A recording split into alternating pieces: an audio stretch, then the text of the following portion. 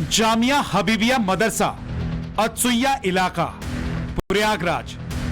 देश के सबसे बड़े सूबे का 70 बरस पुराना यह मदरसा सवालों के चक्रव्यूह में खड़ा है। सवाल यह है कि क्या हुआ कि यह मदरसा शक के दायरे में खड़ा है। क्या इस मदरसे में देशद्रोही गतिविधियां चल रही थी? क्या प्रयाग के संदिग्ध मदरसे पर बुलडोजर चलेगा? क्योंकि इस मदरसे में फेक करेंसी की फैक्ट्री चल रही थी। इस मदरसे में नकली नोट छापे जा रहे थे। यहां बैठकर ये 4 गद्दारों की टोली देश की आर्थिक व्यवस्था को चुनौती दे रहे थे, देश को खोखला करने की साजिश रच रहे थे। मोहम्मद तफसीरुल है, ये इसी मदरसे के मौलवी प्रिंसिपल थे, और जाहिर खान जो इसका मेन मास्टरमाइंड है, दोनों ये उड़ीसा के रहने वाले हैं। पिछले 5-6 साल से इसी मदरसे में ये दोनों रह रहे थे और इनके द्वारा ये जो नकली नोट बनाने की जो कार्रवाई इनके द्वारा यहाँ पे की जा रही थी। इस नकली नोट फैक्ट्री के खुलासे के बाद अब लगातार पड़ताल की जा रही है। टाइम्स नो नवभारत की टीम उस मदरसे में पहुंची जो सवालों में है। नकली नोट के इस खेल के कितने किरदार, मदरसे में आखिर कैसे नकली नोट की छपाई होती थी, इस गिरोह के तार और कहां से जुड़े हैं, ये कुछ ऐसे सवाल हैं जिनका जवाब आज हर कोई जानना चाहता है। और इन सब के बीच में टाइम्स नाउ नवभारत की टीम उस जगह पर मौजूद है जहां पर नकली नोट की छपाई का काम होता था। 100 रुपए के 13,000 नोट की गड्डियां, नोट छपे हुए पेपर, ये कलर प्रिंटर और वो तमाम सामान मिले हैं यहां से जिससे धड़ल्ले से नोट बनाए जा रहे थे। जो आरोपी थे वो कहां पर बैठकर नकली नोट की छपाई करते थे, कहां पर प्रिंटर सारे लगे थे, कहां पर नकली नोट को बकायदे उसकी सीरीज बनाई जाती थी, कैसे छपाई होती थी, ये सब कुछ हम आपको दिखाने जा रहे हैं। इस मदरसे में चल रहे नोट के गोरखधंधे की पूरी इनसाइड स्टोरी बताएंगे कि क्यों 500 की जगह 100 के नोट छापे जाते थे।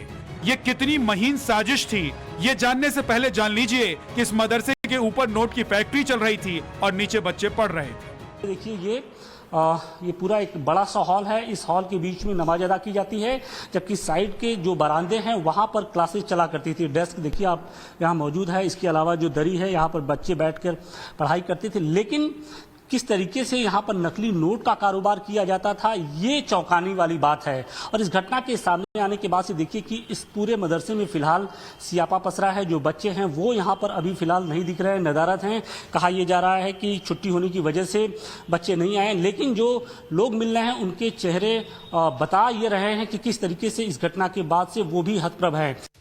जैसे जैसे आशुतोष इस मदरसे के अंदर चले गए, वैसे वैसे होश फाख्ता करने वाली सच्चाई सामने आती गई। मदरसे के अंदर ऐसी ऐसी तस्वीरें दिखी जो बेहद चौंकाने वाली थी।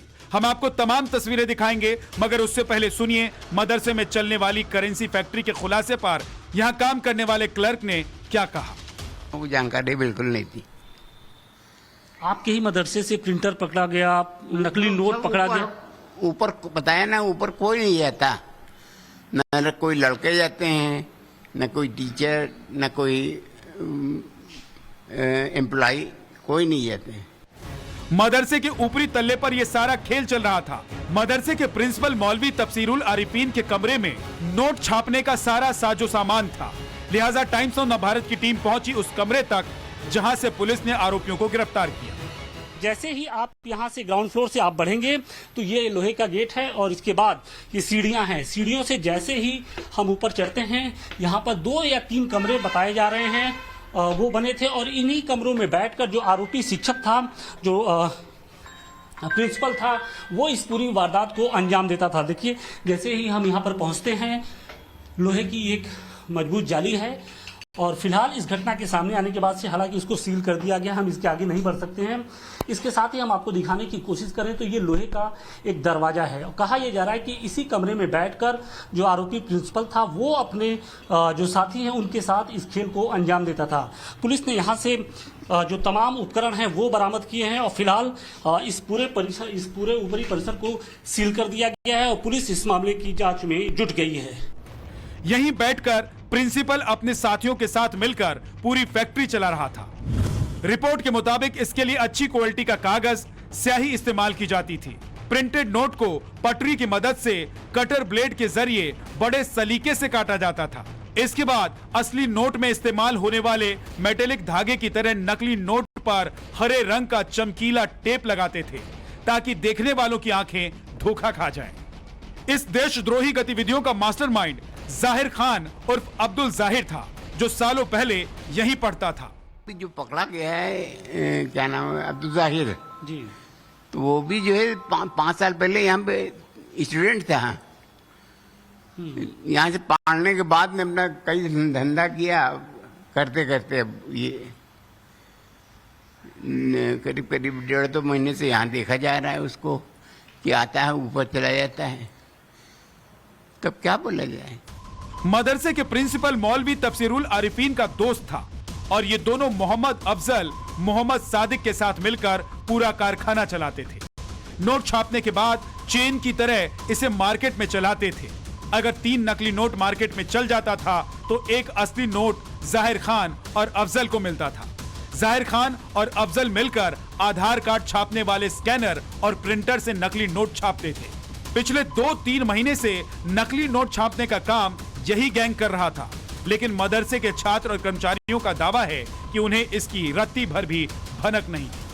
ऊपर होता था, अब हम लोग ऊपर तो जाते नहीं, कोई बच्चा न यहाँ का कोई मुदर्रिस, पढ़ाने वाले टीचर न मुलाजिम, कोई नहीं जाते थे ऊपर, किसी की एंट्री नहीं है। अब ऊपर क्या होता था वो हम लोग सर नहीं जानते हैं। मदरसे में चलने वाली नोट फैक्ट्री में शामिल जो 4 लोग थे, इनमें से प्रिंसिपल मौलवी तफसीरुल आरिफीन 25 साल का है। इसका साथी और मास्टरमाइंड जाहिर खान 23 साल का है।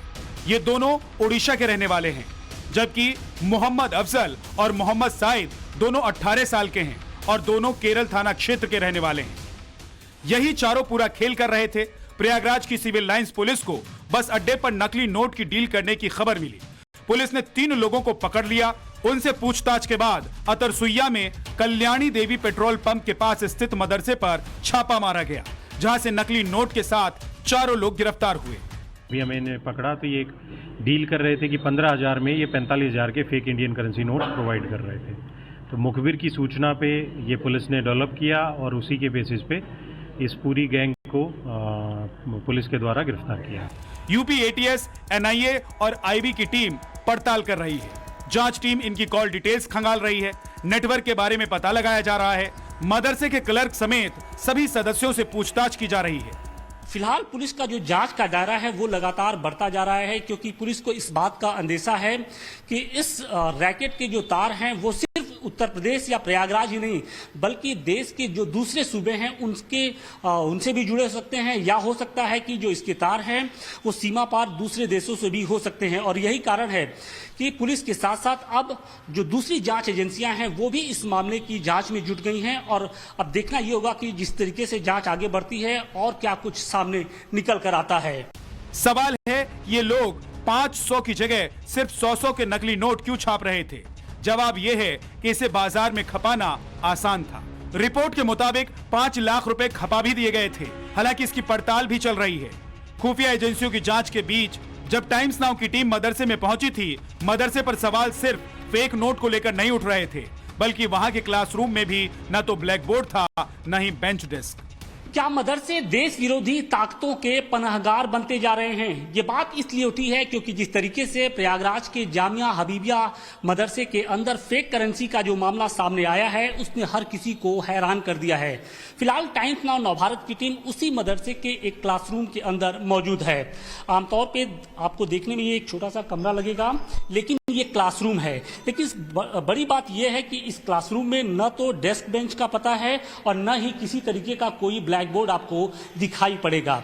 इसके साथ ही अगर कुछ दिखाई पड़ रहा है तो वो सिर्फ ये आप 2 जो बड़ी अलमारी है वो आपको दिखाई पड़ रही है।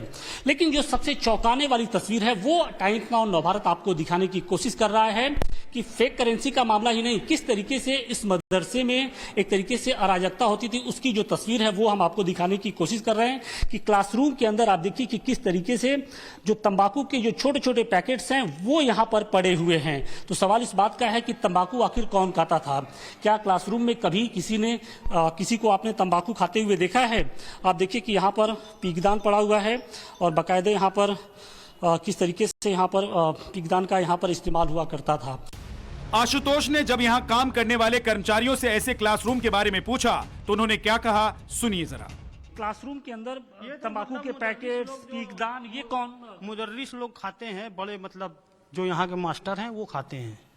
क्लासरूम में गुटखा खा के आते हैं, पढ़ाई बाहर खाते हैं, बाहर खाते हैं, यहाँ बाहर खाते हैं और पैकेट्स यहाँ फेंकते हैं। अरे वो तो मतलब वो हवा से उड़ के इधर चली आई, उसी कोई बात। अरे हवा से उड़ के कैसे ये पैकेट्स वहाँ पे चले आएंगे? अरे वो तो मतलब जो है बच्चे भी कुछ बड़े खाते हैं, छोटे नहीं खाते। इलाके के लोग इस मदरसे के वजूद पर सवाल उठा रहे हैं, इस पर बुलडोजर चलाने की मांग कर रहे हैं।